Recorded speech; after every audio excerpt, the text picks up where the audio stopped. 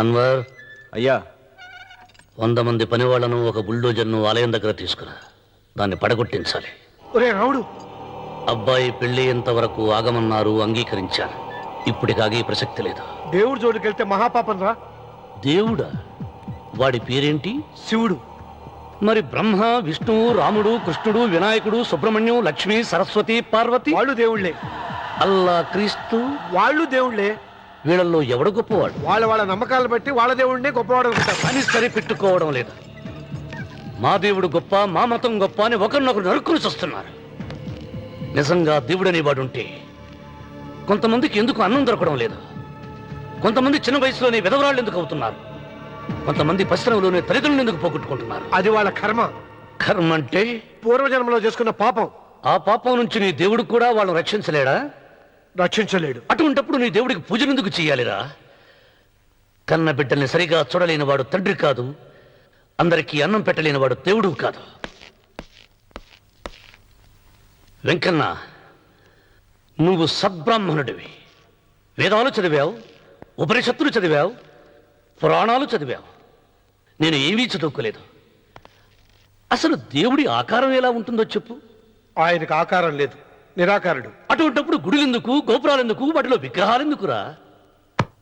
నేను చెబుతాను వినరా. గాలి దేవుడు, అది మనం పీల్చకపోతే చచ్చిపోతాం. నీరు దేవుడు, అది మనం తాగకపోతే బ్రతకలేము. భూమి దేవుడు, అది లేకపోతే మనకు అన్నం దొరకదు. అమ్మ నాన్న దేవుడు, వాళ్ళు లేకపోతే మనం అసలే లేవు. చదువు నేర్పిన గురువు దేవుడు, కష్టంలో, నష్టంలో, సుఖంలో, దుఃఖంలో దగ్గరుండి స్నేహితుడు. స్నేహితుడు అంటే నువ్వు నాకు దేవుడివి. నీకు మొక్కుతాను రా, అంతేగాని ఆ నల్ల రాళ్ళకి రెపరెక్కి కాదు. అంటే గుడి మెట్లకి మొక్కే వాళ్ళంతా మూర్ఖులా? నైవేద్యం పెట్టి నమస్కారాలు చేసే వాళ్ళంతా పిచ్చివాళ్ళ? గుండు గీయించుకుని పొర్లు దండాలు పెట్టేవాళ్ళంతా అమాయకులా? అవును. ఒక గుడి చూపించి ఆ గుడిలో దేవుడు వరాలు ఇవ్వడు అని చెప్పు. ఆ గుడి మెట్లలో ఒక్క మెట్టు కూడా ఎవడో ఎక్కడ. నైవేద్యం పెడతారన్నావు కదూ, ఎందుకో తెలుసా? పెట్టిన క్షీరాన్నాలు, దద్దోజనాలు, పులిహోరాలు మనం మెక్కుతామని తెలిసి, అదే దేవుడు తింటాడని తెలిస్తే శనగ చెక్క, ఒక బెల్లపు ముక్క కూడా పెట్టర్రా. వెంట్రుకలు ఇస్తారన్నావు కదూ, దేనికి? మళ్ళీ ములుస్తాయన్న ధైర్యంతో గుండు గుట్టించుకున్నాక జన్మలో ఒక్క వెంట్రుక కూడా మొలవదు అని చెప్పు. ఒక్కడు కూడా గుండు గుట్టించుకోడు. ఒరే రావుడు, గీతలో శ్రీకృష్ణుడు ఏం చెప్పాడో తెలుసా? చిచి! 16,000 మంది గోపికలతో సరసం, 8 మంది పెళ్లాలతో కాపురం చేసిన కృష్ణుడు ఎలా వేల్పు? వాడు చెప్పిన గీత మన తల రాత. వెంకన్న, నా దృష్టిలో భగవంతుణ్ణి పూజించే వాళ్ళు 2 రకాలు. భయంతో పూజలు చేసేవాళ్ళు, ఆశతో మొక్కేవాళ్ళు. పాపం చేశాం, ఆయనకు దండం పెట్టి చేసిన పాపాన్ని ఏదో ఒక రూపంలో హుండీలో వేసేద్దామనుకునే వాళ్ళు మొదటి రకం. మొక్కితే ఏదో దక్కుతుందని ఆశపడేవాళ్ళు 2వ రకం.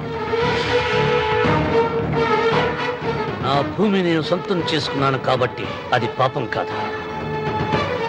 భయం లేదు.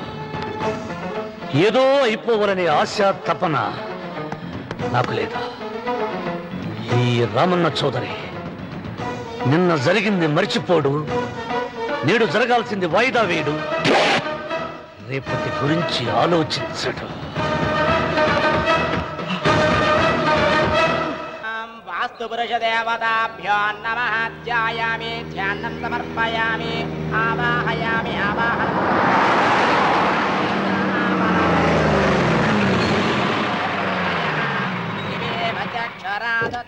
రండి రామన్న చౌదరి గారు. నా పేరు వెంకట్రావు, నేను సివిల్ ఇంజనీర్ని. మీరు ఎంతో గొప్ప మనసుతో బోల్డ్ అంత పొలం పోగొట్టుకుని 6 మైళ్ళ రోడ్డు వేద్దాం అనుకున్నారు. కానీ ఇప్పుడు మీ పొలంతో అవసరం లేకుండా గవర్నమెంటే రోడ్డు శాంక్షన్ చేసింది. ఆ ఆలయం కూడా పడగొట్టక్కర్లేదండి. చెరువుకు అడ్డంగా వంతెన నిర్మిస్తున్నారు. 2 మైళ్ళ దూరం కూడా తగ్గుతుంది.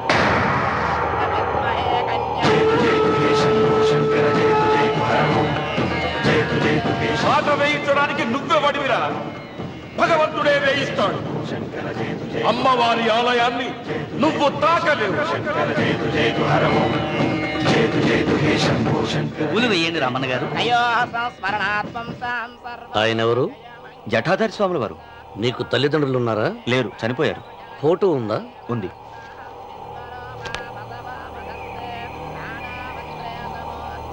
తల్లిదండ్రులను పూజించు, బాగుపడతావు. జడలు మీసాలు ఉన్న వాళ్ళని కాదు.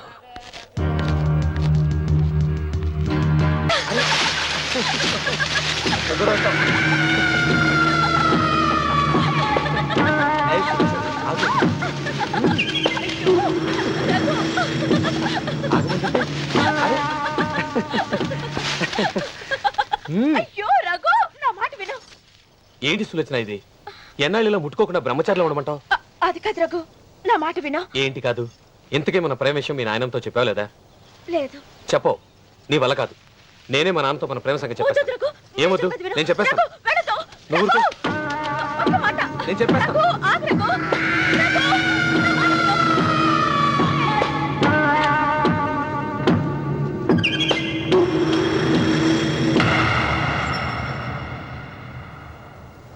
నువ్వా?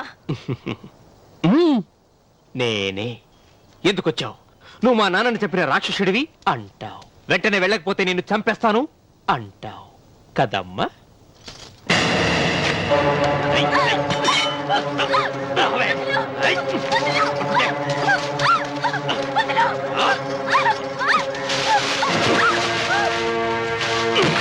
ముసలానా, లే, లే, చెప్పు. వీళ్ళ నాన్నని చంపింది ఎవరు? నేనా? నేను చంపానా?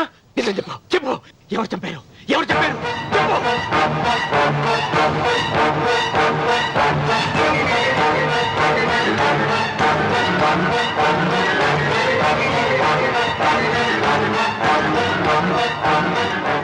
ఇన్నాళ్ళు ఈ నిజం ఎందుకు చెప్పలేదు? నీ ప్రాణం కాపాడడానికి. నీకు నిజం తెలిస్తే నిన్ను చంపేస్తాడేమోనని భయంతో నీకు చెప్పుండదు. పాపానికి ప్రాయశ్చిత్తం కావాలమ్మా. దానికి మార్గం నేను చెప్తాను. మనం ప్రతీకారం తీర్చుకోవాలి. నీకు రఘు దక్కేలా నేను చేస్తాను. నీ తండ్రి చావుకి పగ తీరేలా చేస్తాను.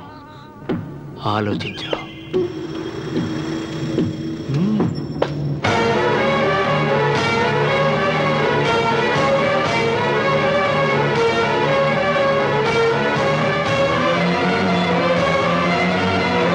నేను నమ్మను. మా నాన్న దేవుడు. మా తాతయ్యకు జరిగిన అన్యాయానికి ప్రతీకారంగా పొలాలు స్వాధీనం చేసుకున్న మాట నిజమే, కానీ హత్యలు చేసే అంత దుర్మార్గుడు కాదు మా నాన్న. అందుకే చెప్పాను, నువ్వు నమ్మలేవు, నన్ను మర్చిపోమని. సులోచన, అదే నిజమైతే మా నాన్న నిలదీసి నిజమేంటో తెలిసాక ఆ ఇల్లు వదిలేసి వచ్చి నేను నిన్ను పెళ్లి చేసుకుంటాను. అది మహాప్రమాదం. మా మధ్యలో మాట్లాడడానికి నువ్వెవడవి? మీ నాన్న చేసిన హత్యకు 14 ఏళ్లు శిక్ష అనుభవించిన వాడిరా. నీకు నా మీద జాలి రావాలి, కానీ కోపం వస్తుందేంట్రా? మీ నాన్న మనస్తత్వం నాకు బాగా తెలుసు. నువ్వు నాగ సులోచన ప్రేమించుకున్నారని తెలిసిన వెంటనే వీళ్ళిద్దరిని చంపేసి వీళ్ల పొలంలోనే పాతి పెడతాడు. నా మాట విను, ఇంకేం ఆలోచించుకో. నా మాట విను.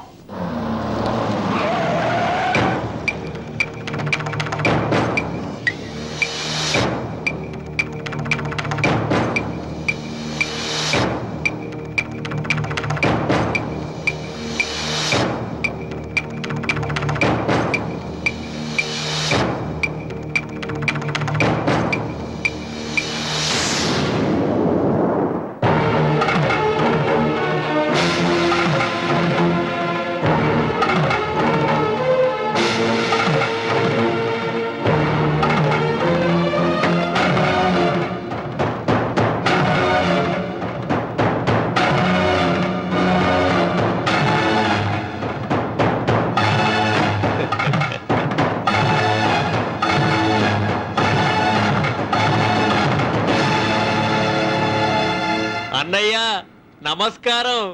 వీధి గుమ్మం వైపుకైతే నువ్వు రావని పెరటి గుమ్మం వైపుకు నేనే తీసుకుని వచ్చాను. మీ నాన్న ఇచ్చే ముష్టి డబ్బుతో బ్రతికి నాగసులోచనని ప్రేమించావు. మీ నాన్న ఈ పెళ్లికి ఒప్పుకోడు కదరా అన్నాను. లేచిపోతామన్నాడు.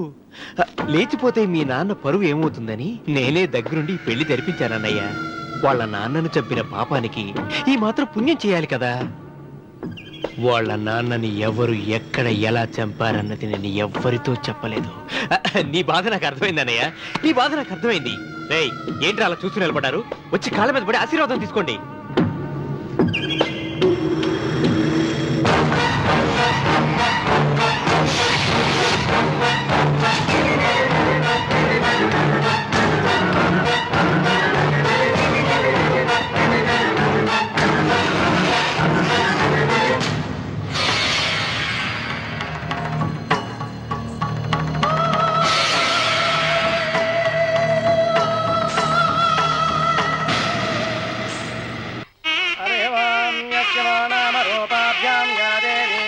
సర్వమంగళాదయో సంస్మరణాత్మూంసాం సర్వతో జయమంగళం శ్రీమంగళగౌరీ దేవతాయై నమః. అమ్మా తమ రెండో కోడను కూడా తీసుకొచ్చి కూర్చోబెట్టండి. అలాగే. లంబోదరాంగ్రద్వయమంబగ శ్రీ సర్వస్వామ్యం.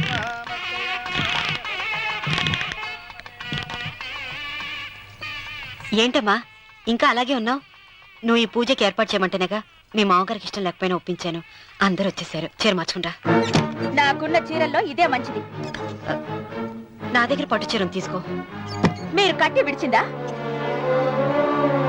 లేదమ్మా, కొత్త పట్టు చీర ఉంది. వద్దులేండి. పోనీ నగలైనా పెట్టుకోమా. మీరు పెట్టుకోక మిగిలినవా?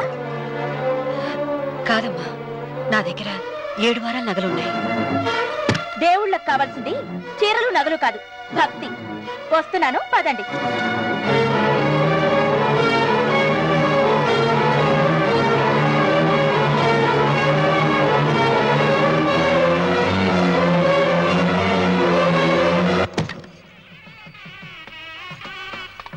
అమ్మా రెండో కోడను త్వరగా తీసుకురండి. ఈ హోరలోనే వ్రతం పూర్తి చేస్తే చాలా మంచిది.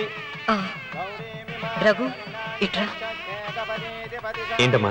వెళ్ళి సులోచన త్వరగా తీసురా. అలాగే.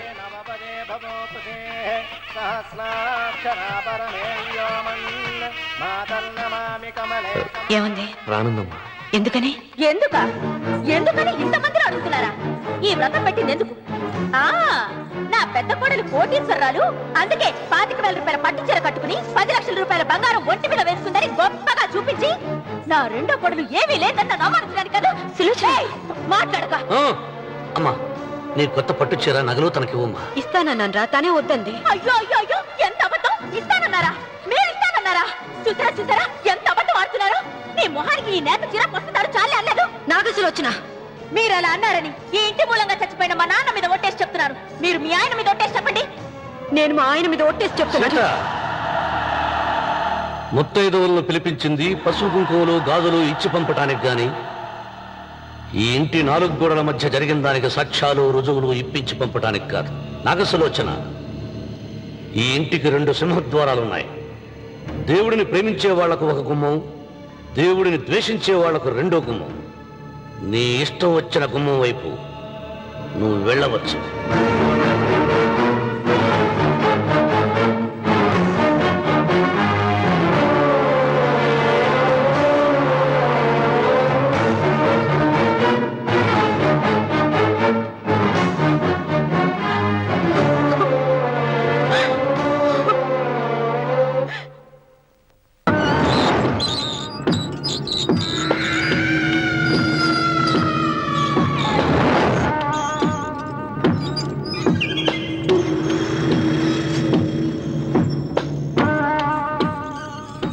ఏమండి అటు చూడండి. విచ్చిపోతే లేక నుంచి నువ్వు తిను మావయ్య. ఏ ఇంటికి నా కోసం వచ్చావు, నిన్ను నేను గౌరవించుకోవాలి కదా. అది మా నాన్న కూర్చుని ఉయ్యాల వల్ల. ఆహా, రేపు ఆయన చచ్చిపోతే ఎవరు కూర్చుంటారు? ఆయన బూడిద పోసి పెడతారా? సులోచన రఘు లేడు. ఎందుకు అలా అరుస్తారు?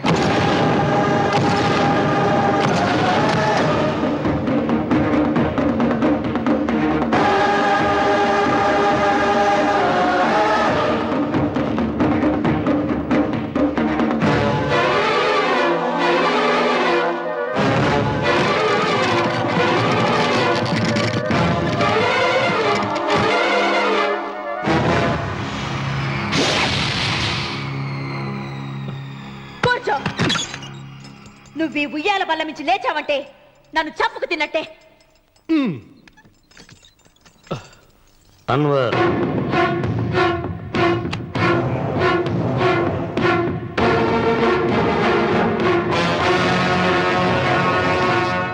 నువ్వు కూర్చో మావయ్య.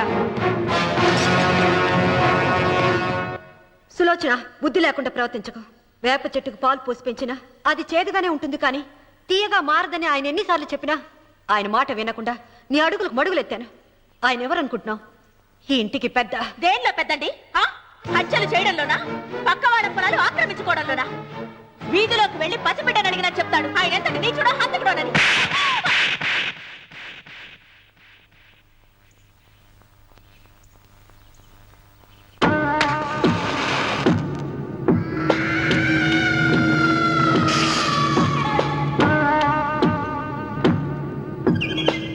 అమ్మా నువ్వెన్నైనా చెప్పు, నా భార్య మీద చేయి చేసుకోవడం నేను సహించలేను. రఘు, అన్నయ్య నీ భార్య మీద చేయి చేసుకోవడం తప్పే, కానీ దానికోసం వాటాలు పంచమని చెప్పడం న్యాయం కాదురా.